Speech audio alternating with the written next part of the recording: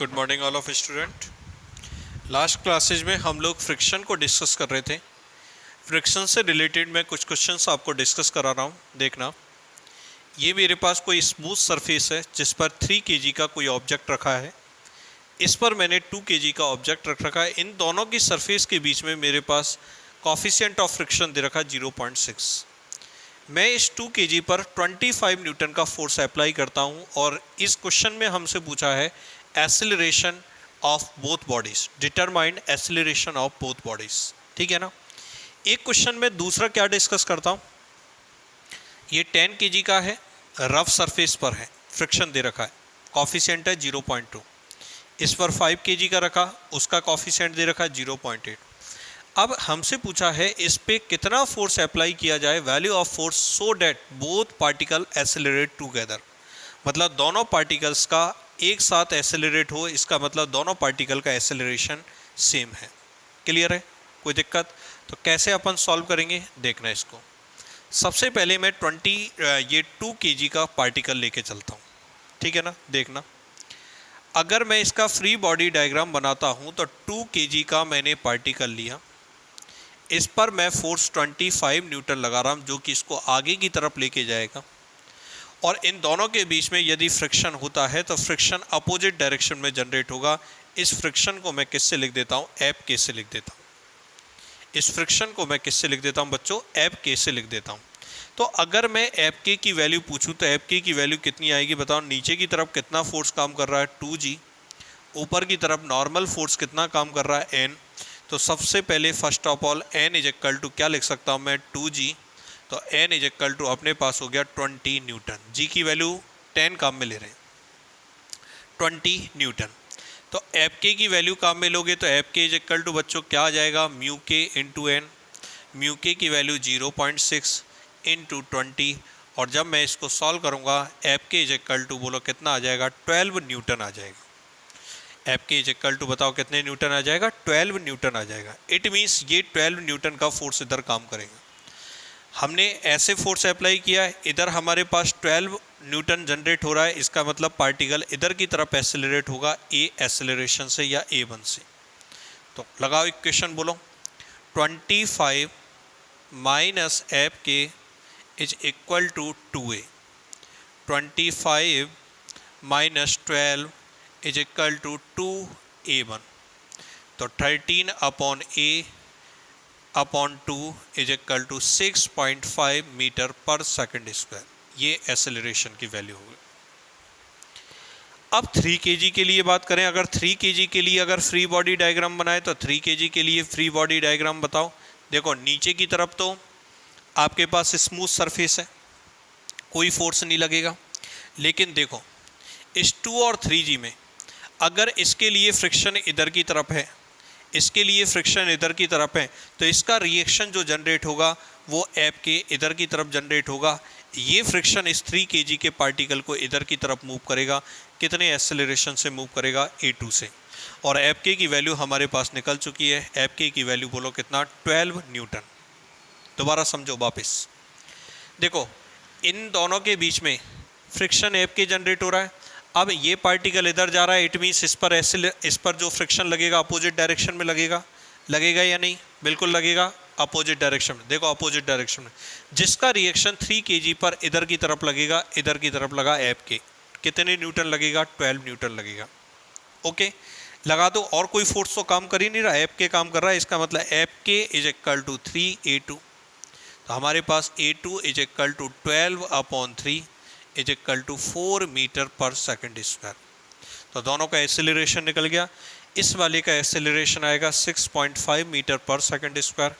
इसका एक्सेलरेशन आएगा बोलो कितना? 4 meter per second square. Clear है? अगला क्वेश्चन देखो, दोनों पार्टिकल एक साथ एक्सेलरेट होने चाहिए, मतलब दोनों का एक्सेलरेशन सेम होगा। यदि इसका एक्सेलरेशन ए है तो इसका एक्सेलरेशन भी क्या रहेगा? ए रहेगा। क्लियर है ना? सुनो, इन दोनों के बीच में जो फ्रिक्शन लगता है उसको एफ के मानेंगे, एफ के 1। इन दोनों के बीच में जो फ्रिक्शन लगेगा 10 kg और इसके बीच में, इसको मानेंगे एफ के 2। दोबारा 5 और 10 के बीच में तो एफ के 1 और इनके बीच में एफ के 2। पहले 5 kg को पकड़ो, 5 kg को पकड़ा, आपसे पूछ रहा है F फोर्स लगाया, इनके बीच में जो फोर्स काम करेगा इधर की तरफ काम करेगा F_K1, नीचे की तरफ काम करेगा 5G, ऊपर की तरफ नॉर्मल फोर्स काम करेगा N1 लिख देता हूँ। कितना काम किया? N1। ओके, बोलो N1 की वैल्यू बोलो सबसे पहले, तो N1 की वैल्यू हो जाएगी 5G। तो F_K1 की वैल्यू निकालोगे, F_K1 is equal to mu K1 into आपके पास N1।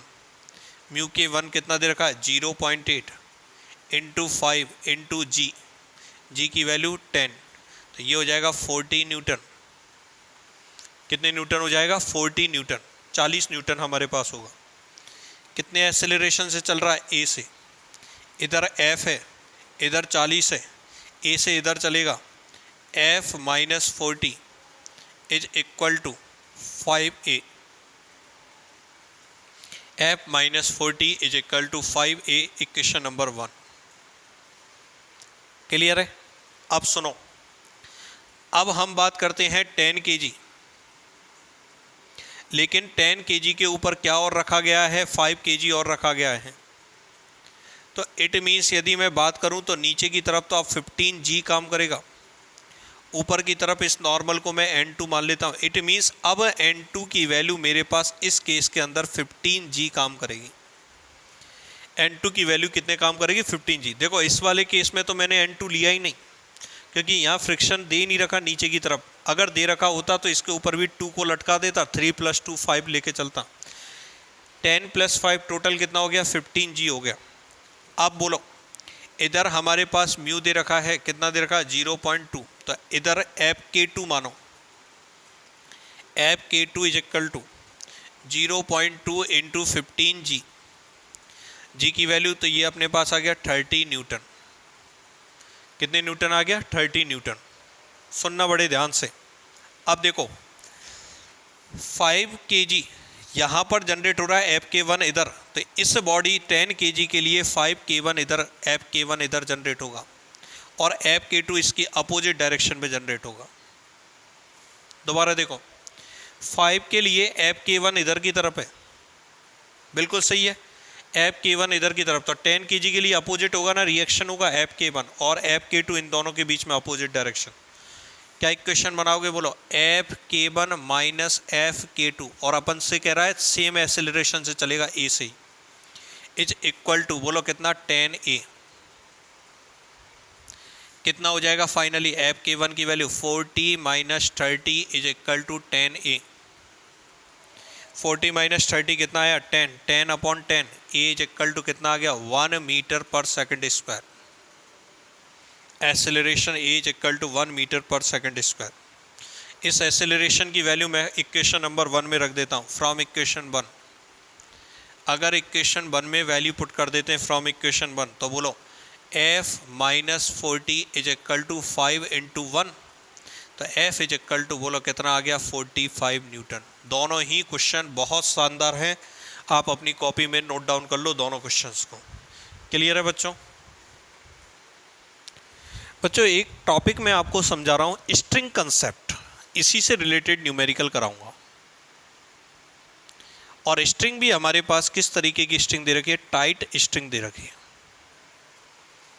जैसे मान के चलो ये मेरे पास कोई भी स्ट्रिंग हमारे पास गिवन है, और इस स्ट्रिंग को यदि मैं 2 मीटर पर सेकंड से अगर इसको खींचता हूँ, तो इसका जो हर पॉइंट होगा, ये हर पॉइंट इसका 2 मीटर पर सेकंड से इधर की तरफ चलेगा। अगर इस जगह भी मैंने वेलोसिटी पूछी ना, तो आप कहोगे इसकी वेलोसिटी 2 मीटर पर सेकंड है। कहने का मतलब ये हुआ कि हमेशा पूरी स्ट्रिंग के अंदर जो वेलोसिटी होती है, पूरी स्ट्रिंग की वेलोसिटी हमेशा कांस्टेंट होती है। अगर कोई ये कहता है कि सर मैं स्ट्रिंग को ऐसे दे रखा है, स्ट्रिंग के इस पॉइंट पर मान के चलते हैं हम इसको v1 वेलोसिटी बताते हैं, इस जगह अगर मैं मान के चलो ऐसे बताता हूँ इसकी वेलोसिटी मैं v2 बताता हूँ, और आपने कहा था in the direction of the string, तो ये है।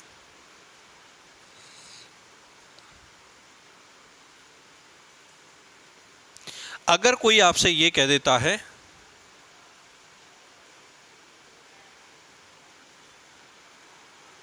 Determine velocity in the direction of string, इस डायरेक्शन ऑफ स्ट्रिंग ए और बी, तो अगर b1 के कंपोनेंट करता हूं तो ये वाला कंपोनेंट बताओ बच्चों मेरे पास कितना आएगा, v1 cos θ1, और अगर इसके कंपोनेंट करता हूं तो इसका कंपोनेंट बताओ कितना आएगा, v2 cos θ2। और मैंने कहा था बच्चों पूरी स्ट्रिंग के अंदर हमारे पास वेलोसिटी हर पॉइंट पर बिल्कुल सेम होती है, तो क्या मैं ऐसे कह सकता हूं क्या, v1 cos θ1 is equal to v2 cos θ2। अगर इस जगह कोई रिजल्टेंट वेलोसिटी अलग डायरेक्शन में, लेकिन अगर मैं स्ट्रिंग के अकॉर्डेंस आपसे वेलोसिटी पूछूं तो स्ट्रिंग के अकॉर्डेंस तो वेलोसिटी हमेशा बिल्कुल क्या रहेगी बताओ, सेम रहेगी बच्चों। क्लियर है। अब इस स्ट्रिंग से रिलेटेड इस वाले कंसेप्ट को नोट डाउन करने के बाद मैं आपको एक क्वेश्चन करवा रहा हूं, वो देखना। देखो ये मेरे पास कोई ऑब्जेक्ट ए दे रखा है,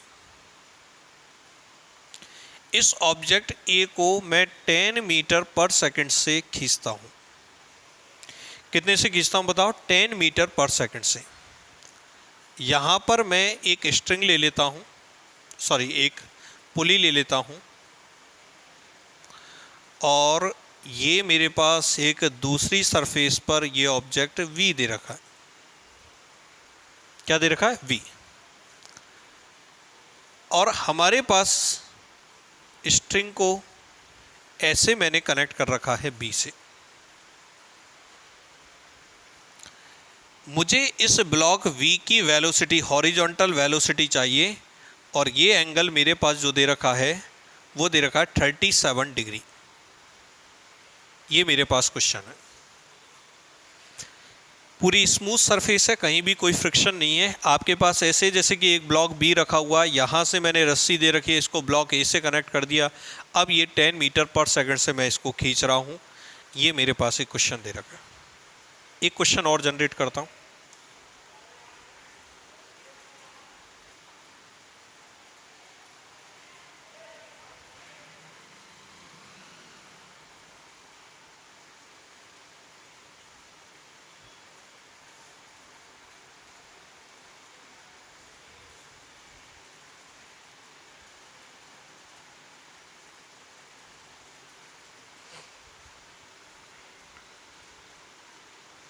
ये 53 डिग्री का एंगल दे रखा है।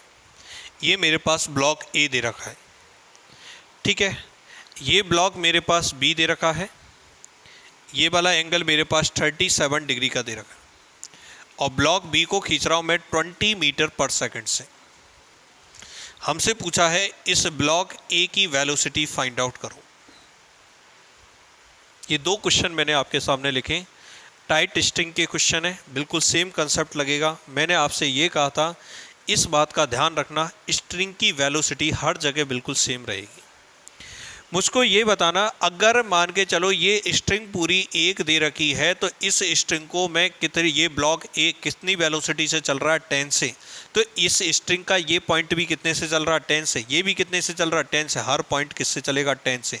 इसका मतलब इस स्ट्रिंग की वेलोसिटी 10 मीटर पर सेकंड होगी। कितनी होगी, 10 मीटर पर सेकंड, ठीक है ना। अब हम यहाँ पर क्या करेंगे, अगर मैं इस v के कंपोनेंट करता हूँ तो इस कंपोनेंट को v cos 37 लिख सकता हूँ ना, और v cos 37 डिग्री को मैं किसके इक्वल करूँगा बताओ, 10 मीटर, मतलब ये ऑलरेडी किससे चल रहा है, 10 से, तो v cos 37 की वैल्यू किसके बराबर होगी, 10 के बराबर। और cos 37 की वैल्यू वी नो डेट कितना होता है, 4/5 is equal to 10। v is equal to मेरे पास हो गया ये 50/4, 4 से डिवाइड करेंगे, ये अपने पास हो गया, बोलो कितना, 4 से डिवाइड करोगे 12.5 मीटर पर सेकंड। ये बॉक्स 12.5 मीटर पर सेकंड से चलेगा। हमेशा इस बात का ध्यान रखना है, स्ट्रिंग की वेलोसिटी के फैक्टर नहीं करने, स्ट्रिंग की वेलोसिटी के फैक्टर नहीं करने, फैक्टर नहीं करने। अगर इसके नहीं करने तो किसके करने हैं, ब्लॉक के करने हैं, ब्लॉक की वेलोसिटी के। किसकी वेलोसिटी के करोगे, ब्लॉक की वेलोसिटी के फैक्टर करो। तो ब्लॉक की वेलोसिटी के फैक्टर की v cos 37, इस डायरेक्शन में 10 दे रखा है, सॉल्व आउट कर दें। आई बात समझ में? अब बताओ इसके लिए कर दोगे, ऐसे स्ट्रिंग दे रखी है, पूरी स्ट्रिंग में हर जगह वेलोसिटी सेम होगी, एक जगह वेलोसिटी निकालो, कोई सी वेलोसिटी निकालो, ठीक है ना। जैसे अगर मैं यहाँ वेलोसिटी निकालता हूँ तो ये वेलोसिटी का कंपोनेंट मेरे पास बोलो कितना आ गया, va cos 53 डिग्री, ठीक है। इधर देखना ये 20 है, कितना है 20। अगर ये एंगल 37 डिग्री है तो इट मीन्स ये एंगल भी 37 डिग्री होगा, और इस 20 के कंपोनेंट करूंगा तो ये कितना होगा, 20 cos 37 डिग्री। कितना होगा इसका, 20 cos 30, मतलब स्ट्रिंग का इस डायरेक्शन में वेलोसिटी, इस डायरेक्शन में वेलोसिटी 37, तो कितना होगा 20 cos 37 डिग्री। तो देखो इस जगह 20 cos 37, इधर भी 20 cos 37, इधर भी 20 cos 37 डिग्री, तो va cos 53 डिग्री को बच्चों किसके बराबर कर दोगे, 20 cos 37 के बराबर कर दो। cos 53 डिग्री की वैल्यू बताओगे 3/5, इसकी 24/5, तो 5 से 5 तो कैंसिल आउट हो जाएगा, va is equal to 80 upon, और ये अपने पास हो गया 3 से डिवाइड करोगे ये हो जाएगा 2, ये हो जाएगा 26.67 मीटर पर सेकेंड। इसका मतलब ब्लॉक ए की जो वेलोसिटी होगी, ब्लॉक ए इस डायरेक्शन में 26.67 मीटर पर सेकेंड से हमारे पास चलेगा। क्लियर है बच्चों? एक क्वेश्चन और देखते हैं अपन इसी में ही, अब तो आप खुद बता दोगे किसके करने हैं, ब्लॉक के कंपोनेंट, इस बात का विशेष ध्यान रखो, ठीक है ना। जैसे मान के चलो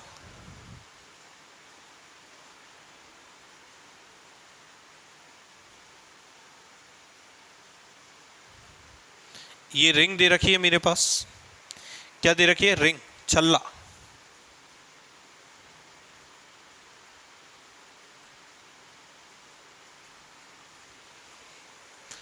हम लोग क्या करते हैं,